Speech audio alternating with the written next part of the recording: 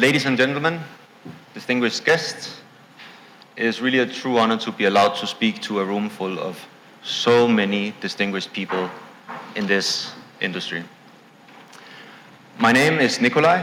I'm the CEO of pawaPay, and I've been a resident of this wonderful country for 16 years.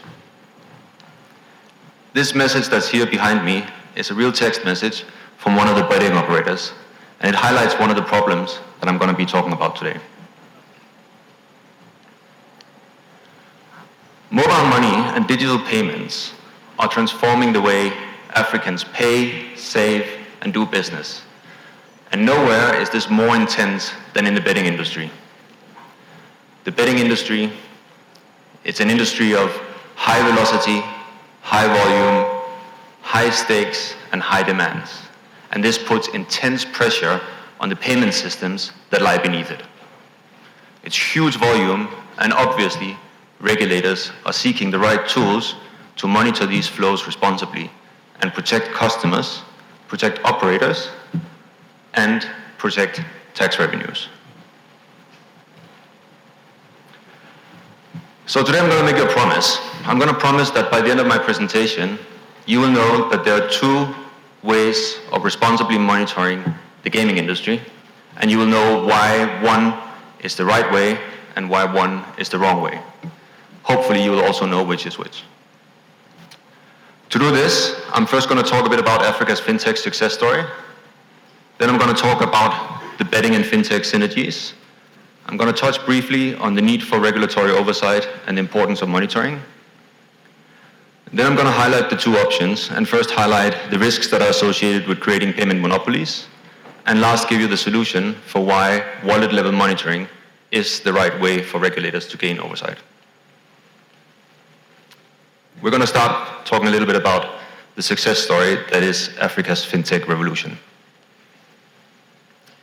As most of you probably already know, Africa is the global epicenter of mobile money. Mobile money is uniquely African, and today more than 70% of all the wallets in the world are in Africa. Hundreds of millions of people every day use mobile money for their lives and for their businesses. In some countries like Ghana, Ivory Coast, Kenya, daily transactions are measured in billions of dollars. Mobile money is the financial success story of the century. And while mobile money laid the foundation for innovation, innovation quickly spread. And today, Africa's fintech system is diverse and dynamic. Companies like Flutterwave, PayDunya, Paystack, CPay, pawaPay, and countless more are redefining digital payments and financial access. From B2B payments, remittance, ride-hailing, e-commerce, salary payments, NGOs, these African fintechs have built financial infrastructure that touch every part of the continent. The fintech revolution of Africa is truly marvelous, and the whole world is watching Africa with envy. The fintech revolution of Africa has put Africa on a global map, and this is something that the continent must be insanely proud of. So now let's talk about how the betting industry and the fintech industry interact. More than 95% of all games, betting, casino, everything on the continent is done via a phone. The betting industry is very high energy, it's fast-paced, it's instant, it's very high volume and extremely demanding. This has put pressure on the payments industry to innovate and build products to serve the betting industry. This has created a symbiotic relationship where the high demands from the betting industry has fostered innovation in the payments industry, which in turn has allowed the betting operators to give their customers an excellent experience and in many ways become a global leader on mobile betting. But it doesn't stop with there. Whether we like to admit it or not, the fintech story of Africa is built on betting revenues. Almost every fintech on the continent touch revenues from the betting industry. This is critical for most fintech survival. Without access to the betting revenues, many of these fintechs simply wouldn't be able to survive. They will shut down, they will lose their livelihood, and they will not be able to operate. But it's not actually that bad. The revenues that the revenues that the payment companies get from the betting industry are served both to build better products for the betting industry, but they also go to build products that permeate society and improves many other sectors. Most of Africa's fintech story today is built on the backbone of betting revenues. This is extremely critical, and it's extremely important for everyone to understand what's at stake. If you take the betting revenues away from the fintechs, you kill that African fintech story. The fintechs will not be able to survive if they don't have access to the betting revenues. If you take away the revenues from the fintech story of Africa will no longer be. So what do? Because obviously there is a need for responsible oversight. The betting flows that we've seen are enormous, and the betting regulators need to have control and need to see where these flows go. The betting market of Africa is estimated to be $6.2 billion. It's furthermore estimated to grow another 100% over the next 10 years to reach more than $13 billion. Every year, tens of billions of dollars are flowing in and out of betting operators' wallets. And yet, it's estimated that up to half of all transactions are non-compliant in one way or another. Underreporting, tax evasion, etc. So obviously, regulators need to have oversight. They need to understand where is this money moving. It would be irresponsible if betting regulators didn't act to gain oversight and monitor these transaction flows. The thing is, operators actually love regulation. Good, compliant operators welcome regulation. They have nothing to hide. They want the regulators to come in and help them. Good, compliant operators already invest heavily in regulation. They use licensed payment providers, they perform KYC, they report their transactions, and they pay their taxes. They want regulators to come in and help monitor the entire industry because that keeps the bad actors out. Good monitoring, good oversight keeps bad actors out of the industry, and good operators and compliant operators welcome this and want to work with the regulators to build these systems.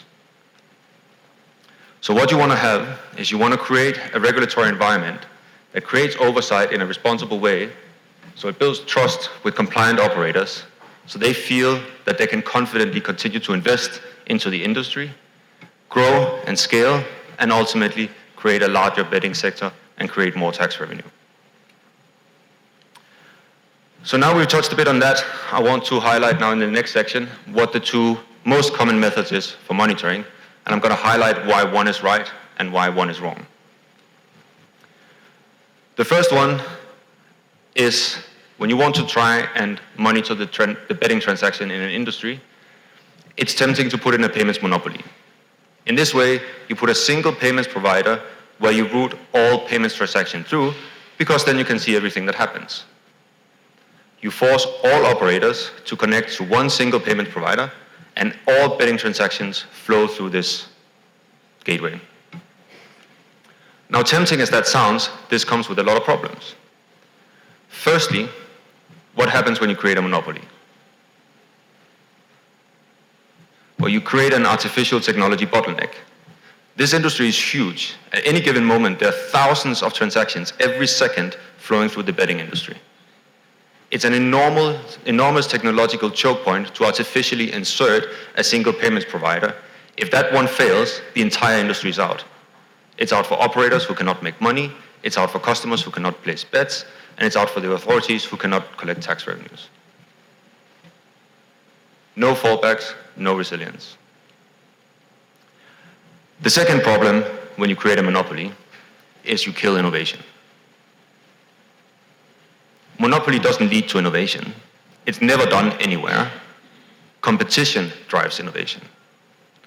It's critical to keep the betting sector of Africa at the global world stage and keep it at the front to keep enabling innovation and keep allowing the operators to build the best products and use the best tools and services they can.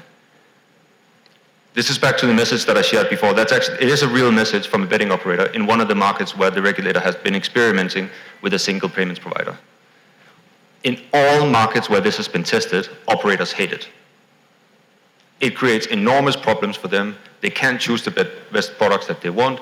Their customers suffer, and ultimately, the entire industry suffers. And lastly, and probably most important for this talk, going back to the African success story. If you take the opportunity away for fintechs to compete and engage with the betting sector by putting in place a payments monopoly, you put at risk the entire African success story. You risk taking the revenue away from the fintechs, which will not be able to survive without having access to the betting revenue. They will no longer be able to compete and create brilliant products that serve the betting industry, but maybe more importantly, they will no longer be able to compete and build products that serve the wider economy and help continue Africa's digital economy.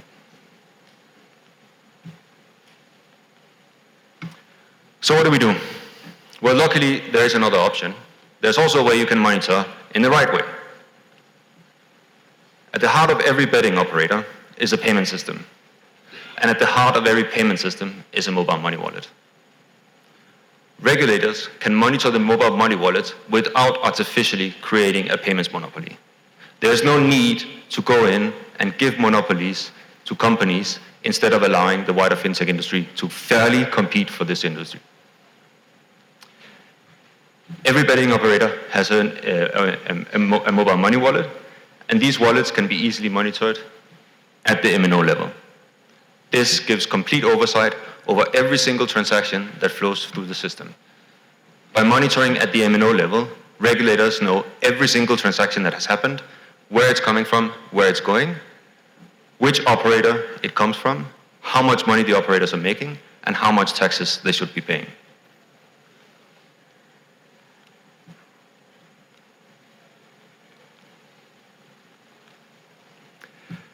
The other beauty about this system is that it's extremely easy to audit. When you monitor the betting transactions at the MNO level, there's no chance to cheat. Every single transaction is fully reconciled, and you can go in and reconcile against the MNO ledgers and ensure that all transactions flow with full view of the monitor through the monitoring system. It's also easy to keep bad actors out, because every time a bettor deposits money to a betting operator, he gets an SMS receipt. And that SMS receipt shows exactly which company the money went to. So it's extremely easy to go in and compare the names on the betting receipts with the name of the authorized betting wallet and ensure that if there are actors that are doing betting outside the monitoring system, they can be flagged and they can be shut down immediately. So it is possible to give the regulators the oversight that they need to make sure that all transaction flows in the industry are correctly monitored. It's possible to do this without killing innovation and without restricting the African fintech story. You can have wallet oversight, you can have compliance, you can have innovation, you can have growth, and you can have tax revenue, but you can only have all of this if you go the right direction and monitor at the wallet level rather than introducing payments monopolies. So that concludes my little talk here. I talked a bit about the fintech story of Africa and why I think it's important. We talked about the pressures from the betting industry. We talked about the need for regulatory oversight due to the large volume of payments. We talked about the risks of introducing a monopoly. Why, if regulators force operators to choose one single payments provider, introduces critical system risk and fragility. It reduces quality of product for operators and ultimately customers. And it risks putting the entire African fintech story to death. Thank you.